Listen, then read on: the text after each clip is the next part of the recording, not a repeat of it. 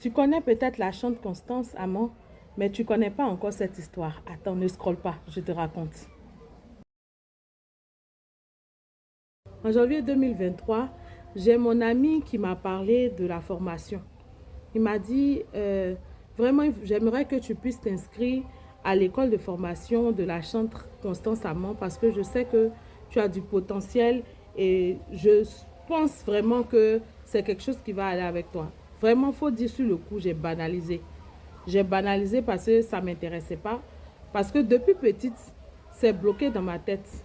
Parce qu'il y a mon père qui m'a dit, quand j'étais plus jeune, il m'a dit, tu aimes chanter, hein? Mais il faut savoir que les chanteurs, là, ce sont des amuseurs publics. C'est mieux, tu vas te concentrer sur tes études que prétendre être une chanteuse, parce que j'aimais bien la danse aussi, chanteuse ou danseuse. Que faut pas te mettre dans ça. Donc, franchement, c'était bloqué dans mon esprit. J'aime chanter, mais chaque fois, je revoyais cette pensée-là. Cette pensée-là me venait en tête. Et donc, quand elle a dit, j'ai banalisé. J'ai dit, mais c'est moi, j'ai dit que je veux être chanteuse ou chantre. Bon, j'aime le faire à l'église, dans les chorales, dans les chœurs, mais j'ai pas voulu, je ne veux pas me professionnaliser dedans.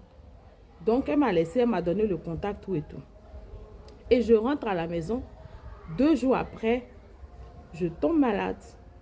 Je tombe malade, mais vraiment fortement. Et puis, euh, dans, en tout cas, dans le songe, j'ai fait un songe pendant cette maladie-là. Et je me voyais en train d'adorer. En tout cas, devant plusieurs personnes. Et je me suis dit, mais c'est que je vais guérir. Parce que vraiment, j'étais vraiment mal dans mon esprit. Je me suis dit, mais c'est que je vais guérir.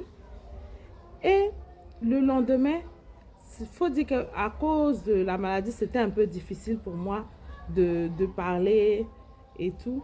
Mais par contre, j'arrivais à chanter toutes les chansons que j'écoutais pendant cette période-là. Donc je me suis dit, mais ça c'est un signe. Et j'ai prié, j'ai dit à Dieu que donne-moi la force de pouvoir faire cette formation-là.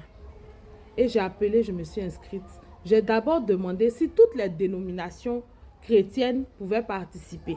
Vu que je ne suis pas de leur communauté religieuse, je me suis renseignée. Et elle a dit non, tout le monde peut, toutes les personnes qui aiment l'adoration et qui veulent découvrir l'adoration peuvent venir à cette formation, participer à cette formation. Et donc, je me suis inscrite. Et puis, bizarrement, moi, je trouve le gros miracle dedans, c'est que en semaine, je suis malade, hospitalisée, mais samedi, j'ai toujours la force de pouvoir me déplacer pour venir jusqu'à l'école de formation et suivre ma formation, jusqu'à ce que toute la formation se termine. Ce qui m'a marqué, c'est qu'à la fin, il y avait un exercice final. Et l'exercice final, on nous demandait de former des groupes de 10, d'écrire une chanson sur un texte biblique qu'on allait nous proposer et de présenter cette chanson devant tout le monde. À l'issue de cet exercice-là, un groupe ou 2 chansons allaient être sélectionnées pour en faire l'hymne de la promotion. Donc, moi, j'étais heureuse parce que j'ai choisi en tant que bonne stratège, j'ai choisi les personnes de mon groupe en fonction du potentiel que je voyais chez les dames. Il y avait des dames, il y avait des hommes. J'ai fait ma stratégie comme ça. Je me suis dit, même si voilà, ces personnes-là vont nous permettre de pouvoir atteindre nos objectifs. Et bizarrement, où Dieu m'a montré que il est le Dieu de la stratégie. Le jour de l'exercice, toutes elles ont eu des empêchements. On n'était que 2. Moi et un frère qui, lui, n'est pas chantre, mais qui aime l'adoration, qui est venu s'inscrire. Donc, tout reposait maintenant sur moi et le frère. On essayait de plaider pour pouvoir avoir un temps de rattrapage où les autres membres du groupe allaient venir. On n'a pas pu avoir l'accord. Donc, il fallait prester.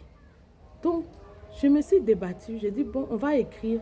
Et quand je pensais, je me dis, mais je ne suis pas digne en fait. Je ne suis pas digne d'abord de prester devant ces personnes outillées là. Mais je ne suis pas digne même déjà parce qu'au départ, je n'ai pas cru au gros ministère ou à la portée spirituelle même de l'adoration, du ministère de chant, tout ça. Il a fallu que je vive cette situation-là pour me rendre compte que, comme la chante Rose Sabine le dit, je suis née pour te louer, je suis née pour t'adorer. C'est là que j'ai compris ces paroles-là, que j'étais vraiment née pour le louer et née pour l'adorer. Donc j'ai dit, Seigneur, je ne suis pas digne. Je ne suis pas digne. Donc c'est sur cette pensée que j'ai écrit mon texte. Et je me suis inspirée de quelques lignes du texte de mon collaborateur et puis du psaume qui nous avait été soumis. Et on a pu produire une chanson. Mais étonnamment, on a fait la prestation, mais vraiment la peur dans l'âme. Vous allez voir tout à l'heure. Je vais vous mettre un peu la vidéo.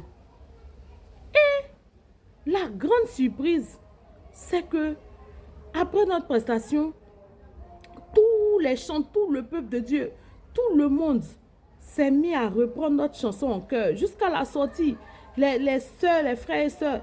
Ma soeur, ah vraiment ta chanson là, Mommy était étonnée. Parce que c'était la première fois pour moi de composer une chanson de bout en bout. Et puis de prester avec cette nouvelle chanson. J'interprétais beaucoup les chansons des autres chants et autres.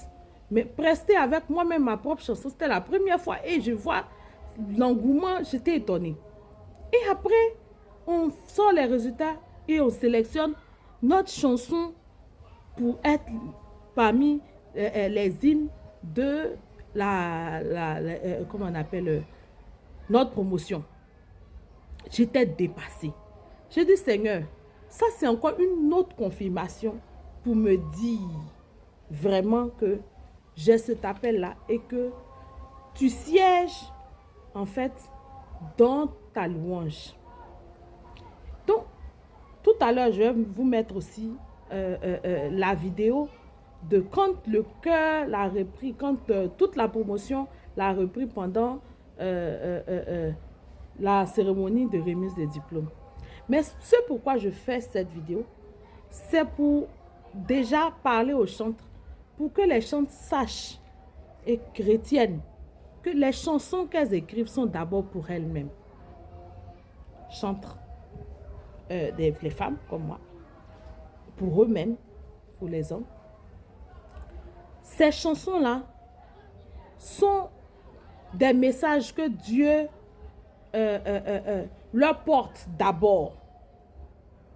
Et puis le ministère n'est pas forcément pour s'enrichir, comme on va dire en griffe les chanteurs du monde. Ce n'est pas le premier but. Le premier but là, c'est de chercher leur propre salut. Après, maintenant, transmettre le message de Dieu au peuple de Dieu.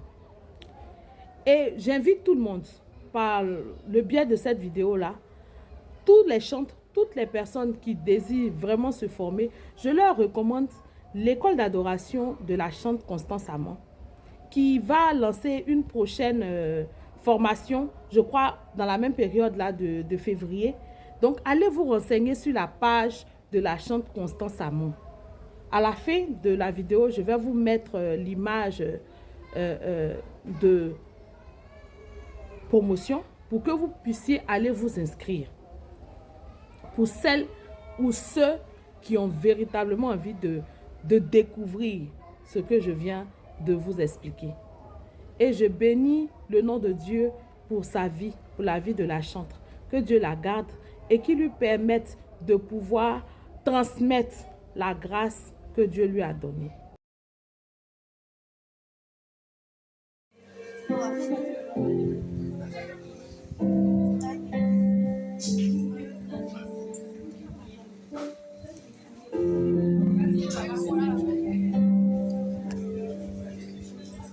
chant dit, Seigneur, rends-moi digne de ta grandeur. Je ne suis pas digne, Seigneur.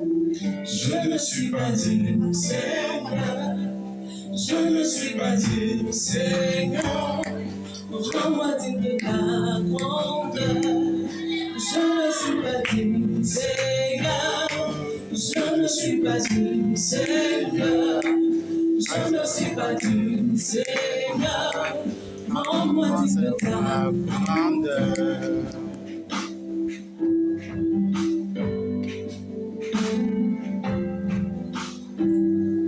Qu'est-ce que l'homme pour que tu te souviennes de lui?